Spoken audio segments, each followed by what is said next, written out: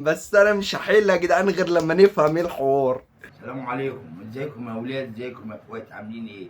شفتوا امبارح ايه اللي حصل؟ واحد خد الايميل، دخل على الايميل بتاعي وخده ونزل افلام ابحه. افلام ابحة؟ ده احنا وصلنا للدرجة دي؟ ده احنا يا لهوي، ده احنا هنخرب الدنيا. عملت ايه يا حاج علي؟ انا قلت برضه انت اكيد لازم تكون بتلعب بديلك في الاكونت. افلام ابحة مرة واحدة؟ واللي سرقها ده سرقها ازاي؟ سرق الاكونت ازاي وهو برقم تليفونك وبالايميل بتاعك؟ ازاي بقى؟ عملها ازاي ابن اللعيبة الجاحد اللي مفيش منه تلاتة ده؟ ها، وبهدل الدنيا. المهم كروان، ناس اتقالوا بالكروان، نزل كروان الله يبارك له، فضل ايه يمسح يمسح، وغيرنا كلمه السر. بنبص الكروان بيقول لي في فلوس، قلت له اه في فلوس. بيبص ما لقاش فلوس خالص. طب يا ابني انت عارف الفلوس دي كانت رايحه فين؟ بص يا جدعان، شهاده لله انا مصدق الحاج علي. عارفين ليه؟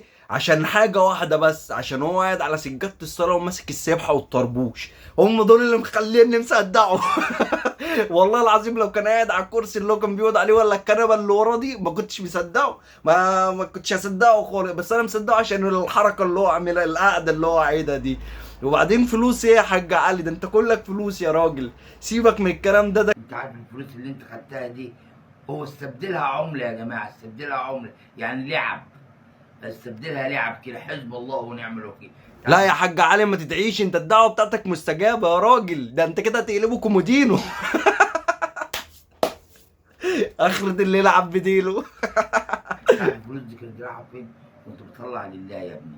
انت كده شوف كام واحد كده ما رضيتش، مش هتديله جنيه، انت خدتهم كده، حسب الله ونعم الوكيل. هم هيدعوا عليك بقى، شوف شوف كم واحد هيدعي عليك بقى. ياه. انا ولا عن نفسي ما دعيتش ولا هدعي. انت هتدعي ولا ايه نظامك معايا في قلب الفيديو ده؟ الدنيا خربانه خالص. ترند جديد بهاشتاج ابو كروان بيتفرج على سيكو سيكو.